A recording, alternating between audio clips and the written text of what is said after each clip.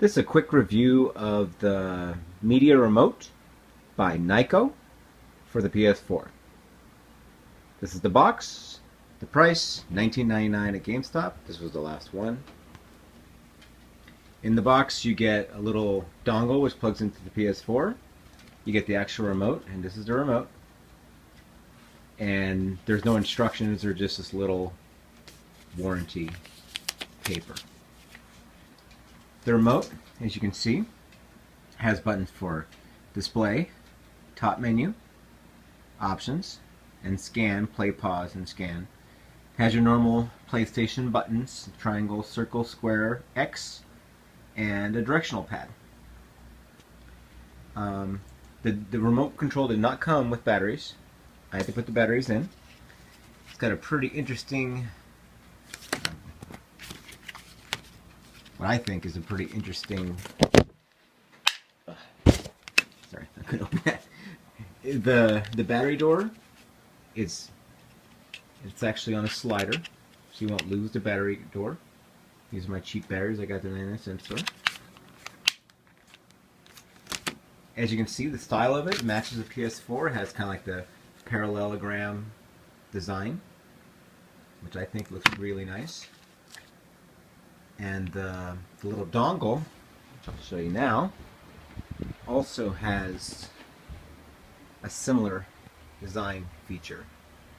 Well, you won't be able to see it. Let me take the dongle out and show you in light. This is it. That's a little dongle. It's really small. The only thing I wish is that it kind of had the pass-through, because you only get 2 USB ports in the PS4. Now you have 1 once you use this. The remote control is functional. Let's put it that way. Minimally functional. It works good with Netflix, sort of, and I'll show you why I said sort of. It works fine with Blu-rays. Oddly enough, these buttons, the play, pause, scan buttons, do not work with anything as far as I can see. I haven't seen anything where these buttons actually do anything. Generally, the buttons for option, top menu, and display don't work except for on Blu-rays. They do something on a Blu-ray when you're playing Blu-rays. The D-pad appears to work in everything, with the exception of, so far, Hulu. Hulu does not work with this remote at all. No buttons work on it.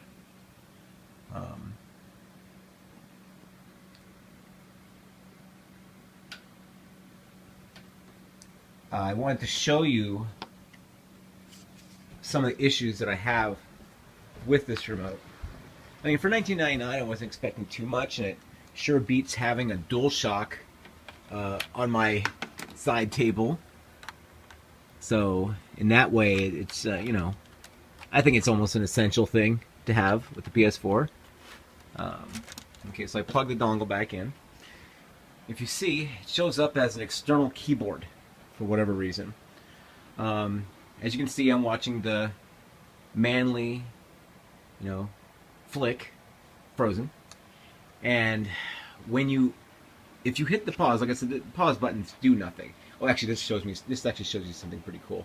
So how exactly are you planning to stop this weather? Oh, I am going to talk to my sister. The remote has a little yellow line at the bottom, like a PS4. So when you hit it, it lights up yellow. Of course, one thing they forgot to note is that I would have had it blue, honestly. The yellow light is what the PS4 has when it's in standby mode. So that doesn't make sense, but it's still kind of cool that it lights up like that. And as you can see, when I hit the triangle button, the menu pops up on the Blu-ray. Also, the button option, you get the option menus for Blu-rays.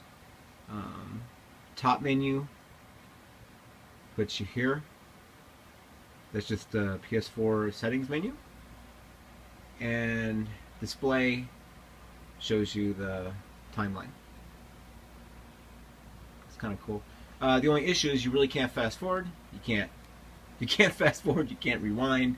So hopefully you don't miss something while you're watching, because this remote will not do it. And to pause, this is kind of weird. To pause, you hit the circle button. And I think that's actually the way the DualShock works too, if I'm not mistaken, on the PS4. So circle button. That's your starts. plan? My ice business is riding on you talking to your sister? Circle button stops the movie. Now, here's where some problems happen. One, say you're watching a Blu-ray and you're like, I've had enough of that. I think I'm just going to quit now. As far as I know, there's no way to get back to the main menu. Well, let me see. Top menu. Nope. Options. Nope. Display. Nope. Circle button does nothing. It just, just pauses it. Triangle button does the same thing as the display button, I believe. Square button does the same thing as the options button, I think. And the X. Not at all afraid of... X also pauses. So how exactly X are you planning doesn't to do stop anything, this weather? I don't think. Alright, so in other words, there's no way really to get back to the desktop. If you have voice control, you can go PlayStation. No, voice control doesn't work. PlayStation, I guess it doesn't work on Blu-rays. So there's really no way to get back to the desktop without getting your DualShock. Okay. That's about it. That's about my review of this thing. I mean, for $20, it ain't bad. It's fine for Blu-rays. It's fine for Netflix. Oh yeah, I forgot one more detail. In Netflix, the buttons, the circle, triangle, square, X do nothing. So if you're watching, say you're watching Chuck, and you're enjoying yourself, and you're like, this is fun, but I think I'll want to stop it and watch another program, and watch Buffy the Vampire Slayer. So the circle button does nothing in Netflix, nothing. So at least there, the voice control works, so I can say PlayStation, home, and I can go home, which is the desktop or whatever, the XMB. But you can't watch a different show. You have to leave Netflix, kill Netflix, reopen Netflix, and then you'll be able to watch something different, which I think is really ridiculous. Why these buttons do nothing. The circle, the triangle, the square, and the X do nothing. And these top buttons also do nothing during Netflix. They have no function whatsoever. The only thing that works is the D-pad and the enter button. So that concludes my review of the Nyko Media Remote. I did this review because I looked for a review on YouTube and there wasn't a single review for this device, which I thought was odd. Because I think it's pretty much the only media remote available for the PS4.